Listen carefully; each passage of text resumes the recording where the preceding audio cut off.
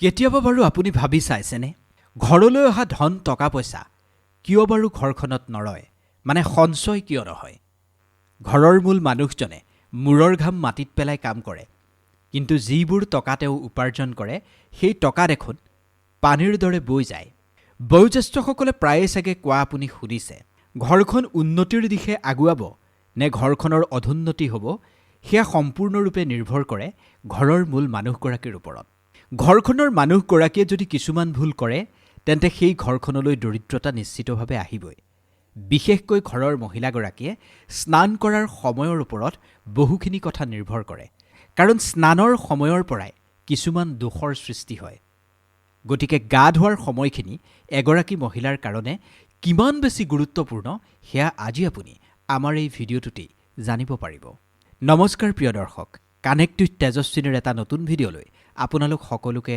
স্বাগতম জনাইছোঁ যিসকল মহিলাই ৰাতিপুৱা ঘৰৰ সমস্ত কাম-কাজ কৰি খুব আৰামত 11 মান বজাত গা ধুবলৈ যায় বা গা ধুৱে তেন্তে সেইসকল মহিলাই আজিৰ এই ভিডিঅ'টো একেবাৰে কাণ খুলি শুনি লওক আপুনি অজানিতেই চাগে আপোনাৰ স্বামীৰ বৰবাদৰ কাৰণ হৈ পৰিছে আপুনি গম নোপোৱাকৈ চাগে আপুনি নিজ সন্তানৰ কষ্টৰ কাৰণ হৈ পৰিছে এয়া মই কোৱা নাই আমাৰ গৰুৰ পুৰাণকে আদি কৰি বহু প্ৰাচীন শাস্ত্ৰই এই সাৱধানবাণী আমাক শুনাই দিছে আপোনাৰ মাত্ৰ এটা ভুলে গোটেই ঘৰখন বৰবাদ কৰি দিব পাৰে যিটো আপুনি সাধাৰণ গা ধোৱা এটা কাম বুলি ভাবি লৈছে আচলতে সেই আপোনাৰ গা ধোৱা কামটোৱেই আপোনাৰ বংশৰ ভাগ্য নিৰ্ধাৰণ কৰি পেলায় আজিও বহু মানুহ দুখ দৰিদ্ৰতাৰ সৈতে এই কাৰণেই যুঁজি থাকিবলগীয়া হৈছে কাৰণ তেওঁলোকে স্নান কৰাৰ নিয়ম আৰু স্নানৰ যি জল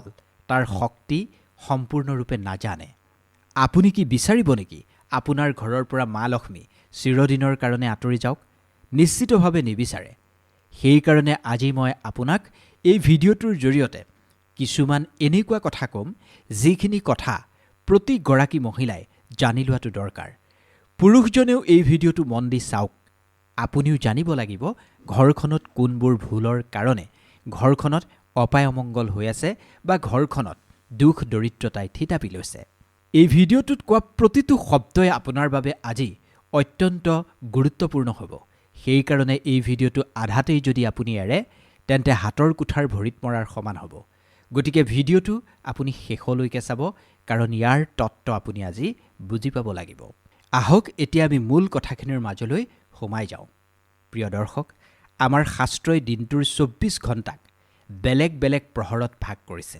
প্ৰতিটো প্ৰহৰৰ নিজৰ নিজৰ বেলেগ বেলেগ স্বামী থাকে স্নান সাধাৰণ ক্ৰিয়া নহয় স্নান হৈছে শৰীৰ আৰু আত্মাক শুদ্ধ কৰাৰ এক মহানুষ্ঠান গৰুৰ পুৰাণে স্পষ্টভাৱে এটা কথা কৈছে জলত মনত ৰখাৰ শক্তি থাকে সেইবাবে আমি প্ৰথমেই কথা পাতিব বিচাৰিছোঁ যিখিনিক দেৱস্নান বা ৰসস্নান বুলি কোৱা হৈছে এই সময়খিনি হৈছে ব্ৰহ্ম মুহূৰ্তৰ সময় অৰ্থাৎ 3 বজাৰ পৰা 5 বজাৰ সময়খিনিক ব্ৰহ্ম মুহূৰ্ত বুলি কোৱা হয় যিগৰাকী সৌভাগ্যশালী নাৰীয়ে এই সময়খিনিত উঠি স্নান কৰে সেইগৰাকী নাৰীৰ ঘৰতেই কেতিয়াও দুখ দৰিদ্ৰতাই প্ৰৱেশ কৰিব নোৱাৰে কাৰণ সেই সময়খিনিৰ বাতাবৰণ অমৃততুল্য বুলি কোৱা হৈছে যেতিয়া সেই শীতল পানীখিনি আপোনাৰ শৰীৰত পৰিব সেই পানীখিনিয়ে আপোনাৰ শৰীৰৰ মলিয়নখিনি পৰিষ্কাৰ নকৰে বৰঞ্চ পূৰ্বজন্মৰ পাপ আৰু দুৰ্ভাগ্যখিনিও পৰিষ্কাৰ কৰি লৈ যাব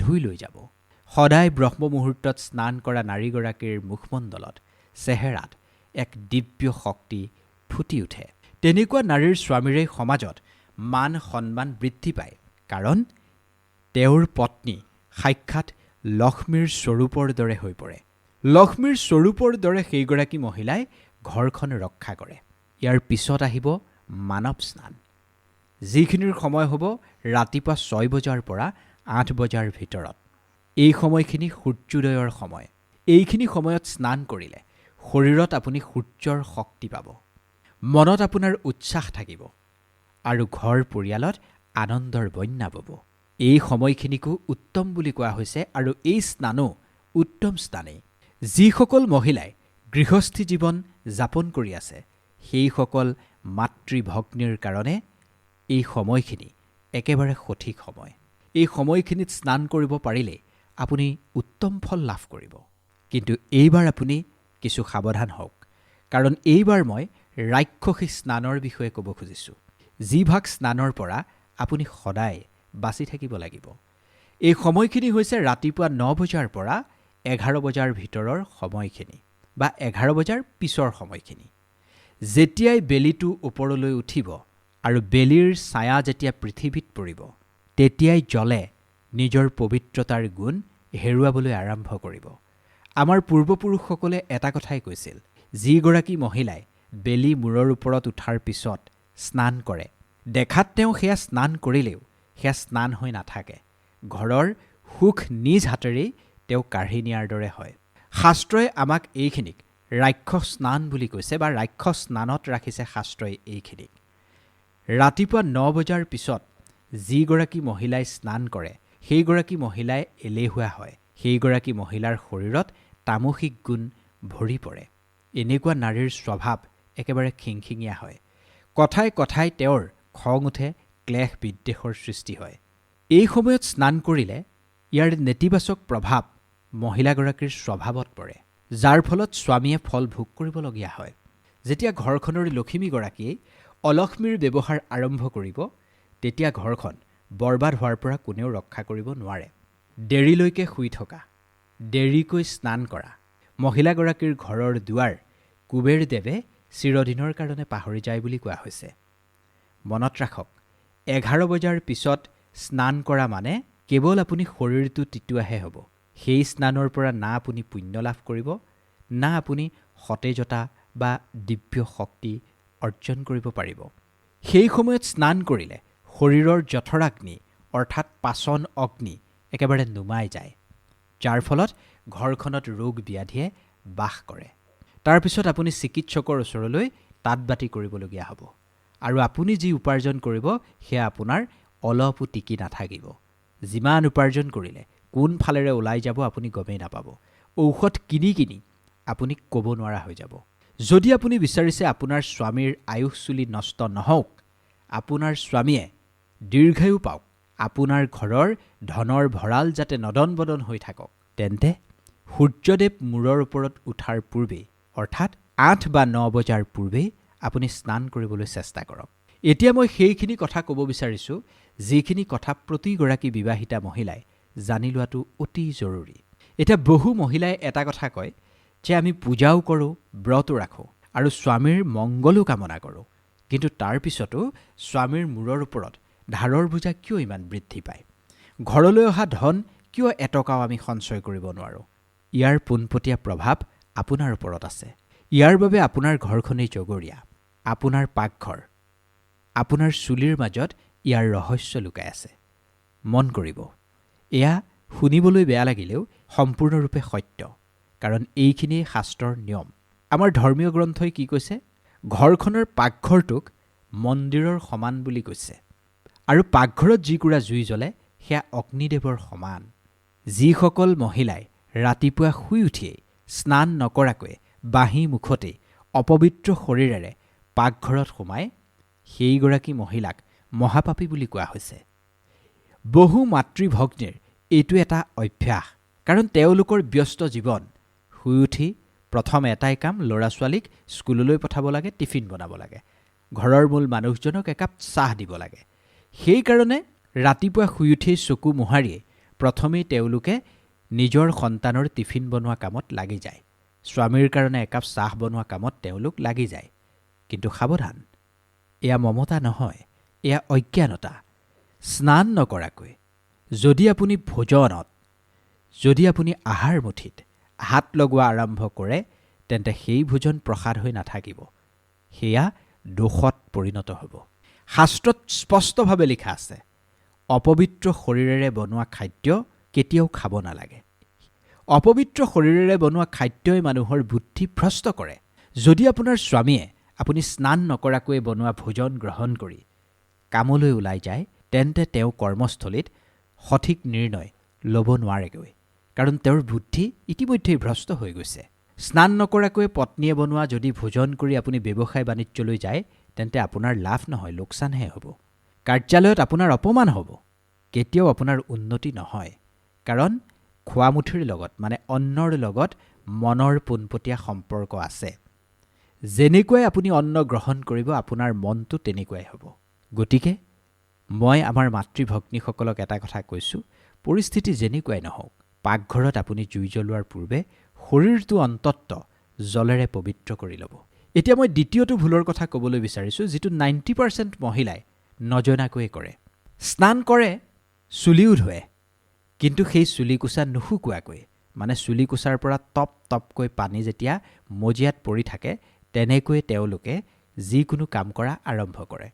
জল্দি জল্দি কামখিনি শেষ কৰিব লাগে, সময় কম, তেনেকুৱাত মহিলাগৰাকীয়ে স্নান ঠিকেই কৰে, কিন্তু চুলিকোছা ভালদৰে তেওঁলোকে শুকুৱাই নলয় বা চুলিৰ পৰা পানীখিনি ভালদৰে টুকি নলয়।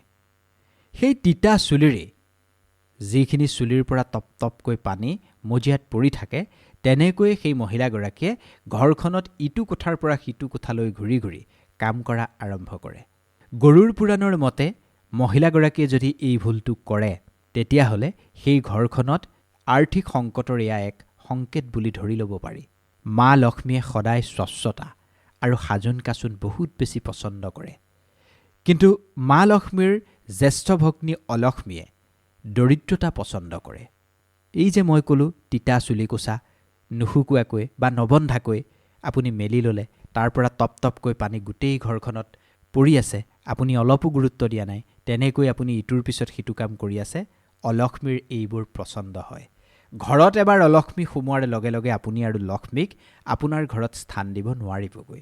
ঘৰখনৰ লক্ষ্মীগৰাকীয়ে যদি এনেদৰে তিতা চুলিৰে ইফালে সিফালে ঘূৰি কাম কৰি থাকে, তেন্তে এয়া অলক্ষ্মীক নিমন্ত্ৰণ দিয়াৰ দৰে হয়। গতিকে এই ভুল যদি আপুনি কৰি আছে, আজিৰ পৰা এই ভুল নকৰিব। ঘৰলৈ অহা ধন টকা পইচা আপুনি সঞ্চয় কৰিব পাৰিব, সাঁচিব পাৰিব। স্বামীয়ে যে সেই মূৰৰ ঘাম মাটিত পেলাই কষ্ট কৰিছে, সেই কষ্টখিনিৰ মূল্য আপুনি দিব পাৰিব। ইয়াৰ বিধান খুবেই সৰল। স্নান কৰাৰ পিছত নিজৰ চুলিকোছা খুব ধুনীয়াকৈ শুকুৱাই ল'ব। যদি আপোনাৰ চুলিকোছা শুকুওৱা নাই, তেন্তে এখন কাপোৰেৰে চুলিকোছা খুব ধুনীয়াকৈ বান্ধি ল'ব, যাতে তাৰ পৰা পানী নপৰে। কাৰণ তিতা চুলিক শোকৰ প্ৰতীক বুলি কোৱা হয়। বিবাহিতা মহিলাৰ ক্ষেত্ৰত এইখিনিয়ে শোভা নাপায়। তৃতীয়টো কথা অতি জৰুৰী। শাস্ত্ৰই কৈছে পত্নীগৰাকী অৰ্ধাংগিনী হয়, অৰ্থাৎ স্বামীজনৰ শৰীৰৰ আধা অংশ পত্নীগৰাকী বুলি কোৱা হৈছে। যেতিয়া ঘৰখনৰ মূল মানুহজন মানে স্বামী ৰাতিপুৱাই কামলৈ যাবলৈ সাজু হৈছে আৰু সেইখিনি সময়ত যদি পত্নীগৰাকীয়ে বিচনাত শুই আছে, এলাহ ভাৱ এটা লৈ যদি বিচনাৰ পৰা উঠা নাই, তেতিয়াহ'লে সেই মহিলাগৰাকী সাৱধান হোৱাটো দৰকাৰ। তেওঁৰ সেই এলেহুৱা ভাৱৰ কাৰণে স্বামীৰ শক্তি নোহোৱা হ'ব পাৰে, স্বামীৰ মনোবল হ্ৰাস পাব পাৰে। পুৰণা দিনত ৰাণীসকলে বা মাতৃসকলে, ভগ্নীসকলে নিজৰ স্বামীক ৰাতিপুৱা যেতিয়া ঘৰৰ পৰা উলিয়াই পঠিয়াই কপালত তিলক লগাই হাঁহি মুখেৰে বিদায় দিছিল। স্নান কৰি খুব ধুনীয়াকৈ স্বামীক বিদায় দিছিল আগৰ দিনত, যিখিনিক বিজয়ী তিলকৰ দৰে গণ্য কৰা হয়। যদি আপুনি স্নান কৰিছে আৰু সেই তিতা চুলিকোছাৰে আপুনি স্বামীক বিদায় দিছে, তেন্তে তেওঁক আপুনি বিদায় দিয়াই নহয়, বিদায় দিয়াৰ লগতে তেওঁৰ লগত নেতিবাচক শক্তিৰ কবচ পঠিয়াই দিছে। এই নেতিবাচক শক্তিখিনিয়ে তেওঁক বাহিৰৰ দুনিয়াখনত সফল হোৱাৰ ক্ষেত্ৰত বাধাৰ সৃষ্টি কৰিব। সেইকাৰণে আজি মই এই ভিডিঅ'টো প্ৰতিগৰাকী নাৰীৰ কাৰণে সজাগতামূলকভাৱে লৈ আহিছোঁ, শাস্ত্ৰসন্মতভাৱে কথাখিনি ক'বলৈ চেষ্টা কৰিছোঁ। কাৰণ মই পূৰ্বেই কৈছোঁ, এয়া কেৱল গা ধোৱা এটা সাধাৰণ ক্ৰিয়া নহয়, ইয়াৰ আঁৰত আপোনাৰ স্বামীৰ আয়ুস আৰু আপোনাৰ সন্তানৰ ভৱিষ্যত জড়িত হৈ আছে। আজিৰ পৰাই এই নিয়ম আপুনি ঘৰখনত বনাই লওক। প্ৰথমে আপুনি স্নান কৰিব, তাৰপিছত আপুনি কাম কৰিব। আপুনি কেতিয়াবা এবাৰ ভাবি চাইছেনে, ভুল দিনত চুলি ধোৱা বা ভুল পদ্ধতিৰে গা ধোৱাটো কিমান বেছি ভয়ংকৰ? ভুল দিনত চুলি ধুই বা ভুল দিনত গা ধুই আপুনি পোনে পোনে বাৰু শনি, সূৰ্যদেৱ আৰু বৃহস্পতিদেৱক ৰুষ্ট কৰি আছে নেকি? প্ৰথমে মই আপোনাক শনিবাৰৰ বিষয়ে ক'ব খুজিছোঁ। ন্যায়ৰ দেৱতা শনিদেৱৰ নামত সমৰ্পিত এই শনিবাৰ। শনিদেৱে অনুশাসন আৰু চাফ চিকুণতা খুবেই ভাল পায়, কিন্তু লৰালৰি কৰাটো শনিদেৱে একেবাৰে পচন্দ নকৰে। যি মহিলাই শনিবাৰৰ দিনা লৰালৰিকৈ গা ধুৱে বা গা ধোৱাৰ সময়ত যদি খং কৰে, তেওঁৰ ওপৰত শনিৰ বক্ৰদৃষ্টি পৰিব পাৰে। শনিবাৰৰ দিনটোত এক বিশেষ নিয়ম আছে, সেয়া হৈছে তেল স্নান। স্নান কৰাৰ পূৰ্বে নিজৰ শৰীৰত কমচে কম নিজৰ নাভি বা ভৰিৰ আঙুলিত সামান্য পৰিমাণৰ মিঠাতেল নিশ্চিতভাৱেই লগাবই লাগে। এনেকুৱা কৰিলে শৰীৰত থকা শনি দোষ বাহিৰলৈ ওলাই যায়। কিন্তু সাৱধান, শনিবাৰৰ দিনা স্নান কৰাৰ পিছত নিজৰ তিতা কাপোৰখিনি বাথৰুমৰ একোণত দম কৰি বা জমা কৰি নাৰাখিব। বহু মহিলাই এই ভুলটো কৰে, নিজৰ তিতা কাপোৰবোৰ বাথৰুমত দমাই ৰাখে। নকৰিব তেনেকুৱা, কাৰণ এয়া ৰাহুৰ প্ৰতীক বুলি কোৱা হয়। যিখন ঘৰৰ বাথৰুমত শনিবাৰে তিতা কাপোৰৰ দম দেখিবলৈ পোৱা যায়, সেইখন ঘৰতেই মানসিক চাপ, ডিপ্ৰেশ্যন বাঢ়ি যায়। সেইখন ঘৰত ইজনৰ সিজনৰ সৈতে কথাবোৰ নিমিলা হয়, হাই কাজিয়াৰ সৃষ্টি হয়। কোনো ধৰণৰ কাৰণ নোহোৱাকৈ ক্লেশ আৰু বিদ্বেষৰ সৃষ্টি হয়। এতিয়া মই আপোনাক দেওবাৰৰ বিষয়ে ক'ব বিচাৰিছোঁ। গ্ৰহৰ ৰজা বুলি যাক কোৱা হয়, মানে ভগৱান সূৰ্যৰ দিন এই ৰবিবাৰ। দেওবাৰৰ দিনা স্নান কৰাৰ অৰ্থ হৈছে আপুনি আপোনাৰ শক্তি বৃদ্ধি কৰা। কিন্তু আজিকালি বহু লোকে দেওবাৰৰ দিনটোত বন্ধৰ দিন বুলি ভাবি দেৰিলৈকে শুই থাকে। কোনোবাই 12 বজাত গা ধুৱে, কোনোবাই 1 বজাত গা ধুৱে। এয়া হৈছে সূৰ্যদেৱক ঘোৰ অপমান। যদি আপুনি বিচাৰিছে আপোনাৰ স্বামীয়ে সমাজত মান সন্মান লাভ কৰক, প্ৰতিষ্ঠা হওক, মানুহে তেওঁক সন্মান কৰক, তেন্তে দেওবাৰৰ দিনটোত আপুনি সূৰ্যোদয়ৰ সময়তে স্নান কৰাটো উচিত হ'ব। আৰু যেতিয়াই আপুনি দেওবাৰে স্নান কৰিব, চাবোন আদি খুব ধুনীয়াকৈ ব্যৱহাৰ কৰিব। দেওবাৰৰ দিনা স্নান কৰাৰ পিছতেই কাৰো সৈতে একো কথা নপতাকৈ পোনে পোনে 1 লোটা জল সূৰ্যদেৱক অৰ্ঘ্যৰূপে প্ৰদান কৰিব। জল আগবঢ়োৱাৰ সময়ত সেই লোটাটো মূৰৰ পৰা ওপৰত ৰাখিব আৰু মাটিত যি জল পৰিব, সেই জলৰ ধাৰা আপুনি একেবাৰে প্ৰত্যক্ষ কৰিব। এইটো হৈছে আন এটা উপায়, যিটো উপায়ে আপোনাৰ স্বামীৰ ক'ৰবাত ফচি থকা ধন বা উন্নতিৰ দুৱাৰ নতুনকৈ মুকলি কৰি দিব। যিগৰাকী মহিলাই ৰবিবাৰে স্নান নকৰাকৈ ভোজন কৰে, সেইগৰাকী মহিলাৰ ঘৰৰ পৰা যশ কীৰ্তি খ্যাতি চিৰদিনৰ বাবে আঁতৰি যায় আৰু শেষত আঁতৰি গুচি যায়। এইবাৰ মই বৃহস্পতিবাৰ আৰু মঙলবাৰ সন্দৰ্ভত 2-এটা গুৰুত্বপূৰ্ণ কথা ক'ব বিচাৰিছোঁ। বৃহস্পতিবাৰ হৈছে দেৱগুৰু বৃহস্পতিৰ নামত সমৰ্পিত এটা বাৰ, সন্তান আৰু স্বামীৰ কাৰক।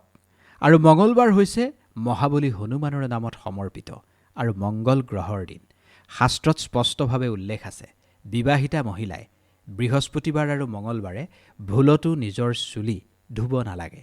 বৃহস্পতিবাৰৰ দিনা মানে গুৰুবাৰৰ দিনা মূৰ ধুলে চুলিৰ লগে লগে ঘৰৰ উন্নতি আৰু স্বামীৰ আয়ুস পানীত উটি যায়। এইখিনি অত্যন্ত গুৰুত্বপূৰ্ণ কথা।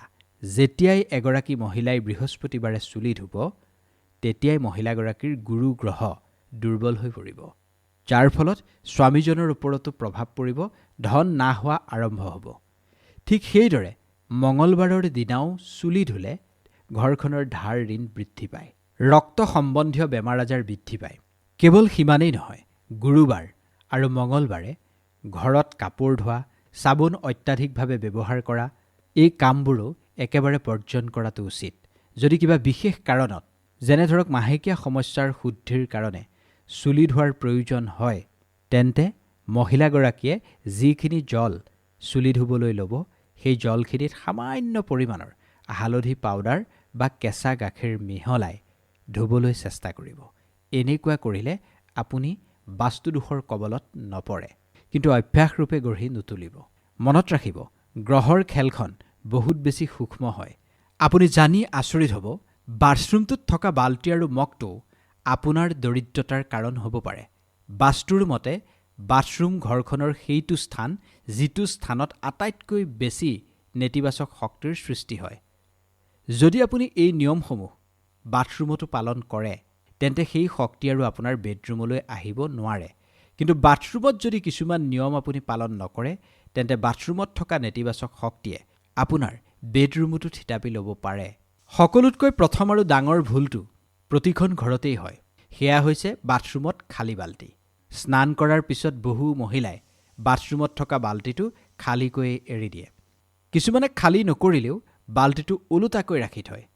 এইখিনিক একেবাৰে অমংগল বুলি কৈছে, কাৰণ বাস্তুশাস্ত্ৰই পানীক ধনৰ প্ৰতীক বুলি উল্লেখ কৰিছে।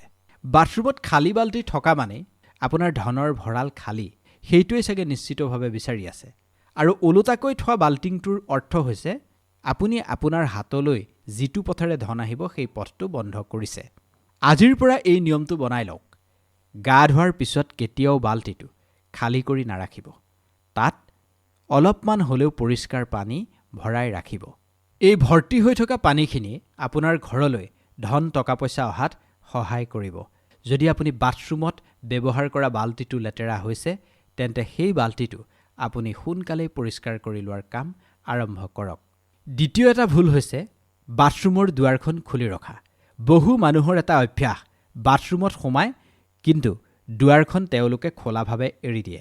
দুৱাৰখন মাৰিবলৈ তেওঁলোকে পাহৰি যায়। মনত ৰাখিব, বাথৰুম হৈছে ৰাহুৰ স্থান। সেই বাথৰুমতেই লেতেৰা আৰু নেতিবাচক শক্তিয়ে বাস কৰে। যেতিয়া আপুনি দুৱাৰখন খুলি ৰাখিব সেই নেতিবাচক শক্তি বাথৰুমৰ পৰা ওলাই আহি আপোনাৰ ঘৰত চাৰিওফালে বিয়পি পৰিব, যাৰ ফলত আপোনাৰ ঘৰখনত হাই কাজিয়া বাঢ়িব, ক্লেশ বিদ্বেষ বাঢ়ি যাব। স্বামী স্ত্ৰীৰ মাজত কোনো কাৰণ নোহোৱাকৈ হাই কাজিয়া হ'ব আৰু ৰাতি আপুনি বেয়া সপোন দেখিবলৈ আৰম্ভ কৰিব। সেইবাবে সদায় বাথৰুমলৈ যোৱাৰ পিছত ওলাই আহোঁতে দুৱাৰখন বন্ধ কৰিবলৈ একেবাৰে নাপাহৰিব। যদি কেনেবাকৈ দুৱাৰখন আপোনাৰ ভাগিছে তেন্তে সেই দুৱাৰখন আজিয়েই বা খুব সোনকালে আপুনি ঠিক কৰি লওক। কাৰণ ভগা দুৱাৰো হৈছে দুৰ্ভাগ্যৰ প্ৰতীক আৰু দুৰ্ভাগ্যক নিমন্ত্ৰণ দিয়াৰ দৰে হয়। যদি ঘৰখনৰ আপুনি উন্নতি বিচাৰিছে তেন্তে এই কথাখিনি নিশ্চিতভাৱে মানি চলিব লাগিব। এই সন্দৰ্ভত আপোনাৰ মতামত আমাক কমেণ্ট কৰি জনাব পাৰিব। ভিডিঅ'টো কোন স্থানৰ পৰা চাই আছে সেইখিনিও আমাক জনাব। এনেকুৱা ধৰণৰ ভিডিঅ' পোনপ্ৰথম আপুনি পাবৰ কাৰণে আমাৰ চেনেলটো এবাৰ ছাবস্ক্ৰাইব কৰিব। ধন্যবাদ।